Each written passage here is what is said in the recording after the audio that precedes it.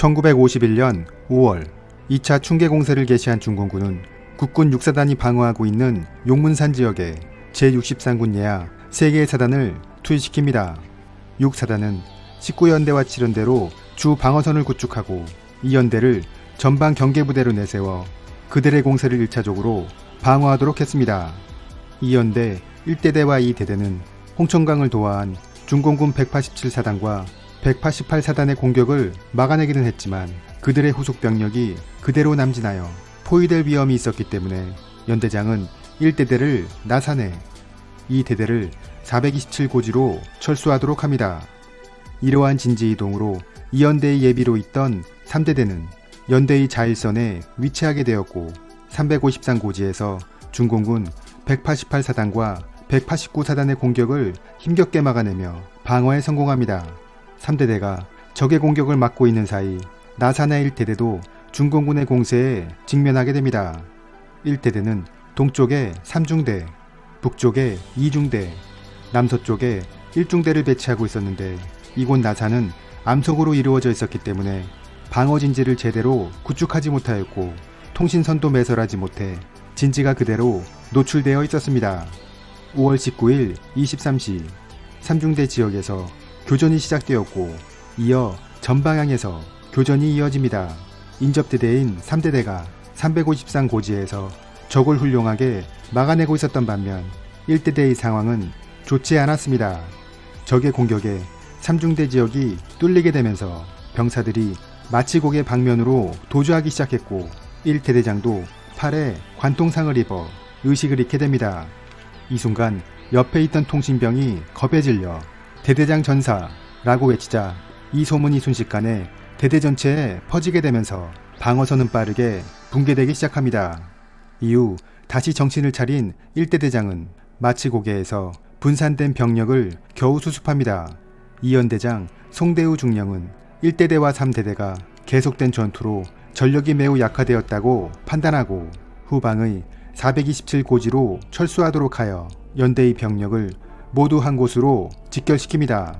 그리고 사단에서는 427고지에 식량과 탄약을 추진하게 되는데 굶주린 부대원들이 식량을 먼저 챙기기보다는 탄약을 서로 챙기려고 하는 기현상이 발생하기도 했습니다.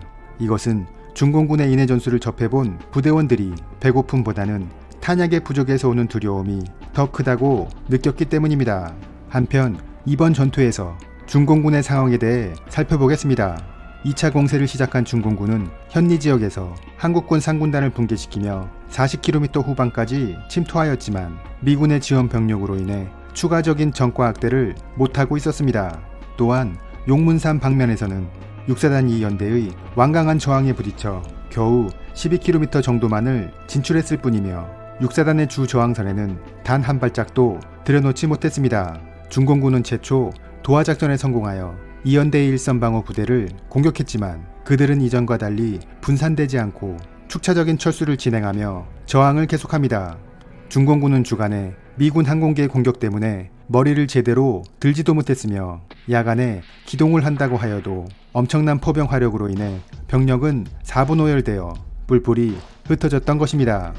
그나마 편제가 유지되고 있던 부대들은 독전대의 위협이 두려워 할 수 없이 공격을 실시하긴 했지만 최소한의 임무만을 수행하고 전투 현장을 벗어나고자 노력했습니다. 이렇게 중공군이 어려움을 겪고 있는 시점에 미 8군 사령관 벤플리트 장군은 예하 부대에 다음과 같은 공격명령을 내립니다. 각 군단은 현 노네임선에서부터 토페카선으로 공격을 개시한다. 토페카선에 도달하면 다음 명에 의거 캔사스선으로 진격한다. 1군단과 9군단의 공격 개시일은 5월 20일이다. 9군단장 호지 소장은 공격 개시일을 5월 20일 05시로 결정하였고 이러한 명령을 받은 6사단장은 사단작전 명령 160호를 하달합니다.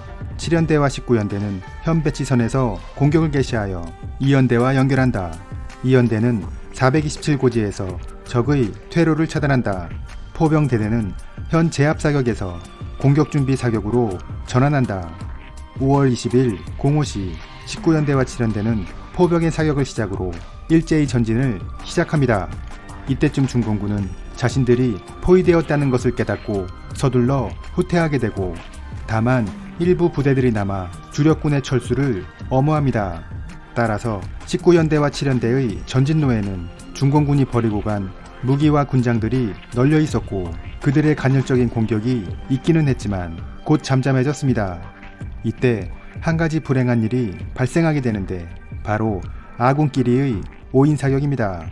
19연대 1대대 3중대가 전진을 하던 중 갑자기 전방에서 날아온 총탄과 박격포탄에 2명이 전사하고 4명이 부상당하는 일이 발생하게 됩니다. 양측이 서로 사격을 실시하던 중 이상하게 총소리가 모두 M1 소총인 것을 깨닫고 상호 공격을 중지합니다. 상대방 부대는 2연대 3대대였던 것입니다. 3대대는 19연대의 병력을 중공군으로 오인하고 공격했던 것으로 이러한 일이 발생한 데 대해 모두가 가슴 아파했습니다. 결국 19연대와 7연대는 고립되어 있던 2연대와 드디어 조우하게 되었고 계속 그대로 전진을 계속해 350상고지, 나산, 우럽산, 미사리를 모두 확보하여 원래의 사단작전 지역을 완전히 회복했습니다. 이렇게 용문산 방어전이 최종적으로 마무리되었습니다.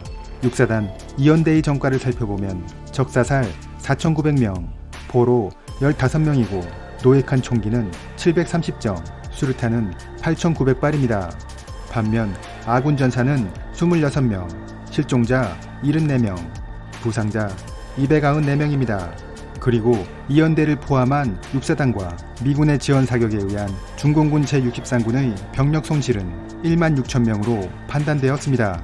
병력의 60%를 잃은 중공군 제63군은 잔여 부대를 가평북쪽의 지합리로 직결시키고 있었습니다.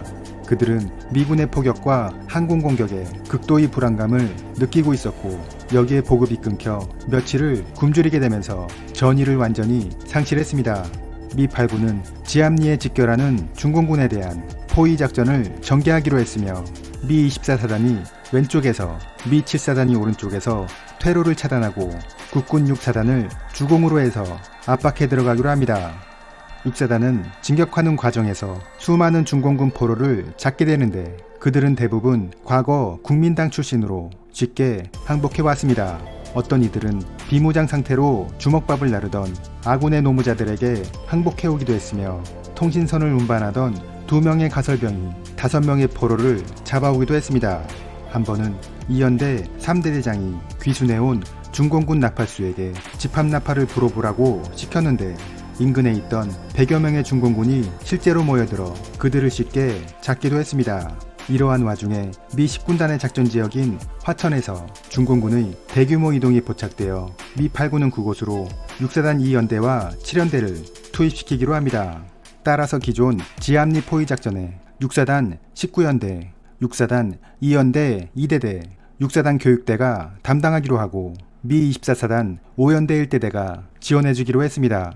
지합리를 포위한 6사단과 미군은 일제히 공격을 개시했으며 이에 중공군은 곳곳에서 항복해왔습니다. 일부 포로들은 몰래 숨겨놓았던 국민당원증을 꺼내 보이며 선처를 요구하기도 했고 일부는 미군이 뿌렸던 삐라를 보여주며 거기에 적혀있는 대로 제네바 협정에 의거해 정당하게 대우해달라고 요청해왔습니다. 이 포위 작전에서는 포로들 뿐만 아니라 엄청난 양의 무기와 장비, 군마들이 노획되었는데 특히 군마를 어떻게 처리해야 할지 몰라 일부는 미군에 인계하고 일부는 식량으로 이용했다고 합니다. 그리고 결정적으로 중공군 제63군의 부대기와 군단장이 타고 다니던 백마를 노획하여 지합리 포위전의 절정을 이루었습니다. 이렇게 많은 포로가 한꺼번에 잡히게 되면서 19연대는 고민에 빠지게 되는데 그것은 전투에 임해야 할 병력들을 포로 감시병으로 활용해야 했기 때문입니다. 그래서 일부 포로들은 중화기중대의 사역병으로 이용하기도 했고 남은 병력들은 스스로 자치를 하도록 하여 후방으로 후송했습니다. 이번 포위전에서 6사단이 잡은 포로는 3,000명, 미 24사단이 잡은 포로는 2,000명이었고 2,000여 점의 무기와 탄약을 노획했으며 수백 명의 적을 사살했습니다. 이렇게 6사단 19연대가 지합리에서 포위전을 전개하고 있는 사이 화천으로 투입되었던 6사단 2연대와 7연대는 그곳으로 퇴각 중이던 중공군을 섬멸하기 위해 전진하고 있었습니다. 이상으로 마치겠습니다.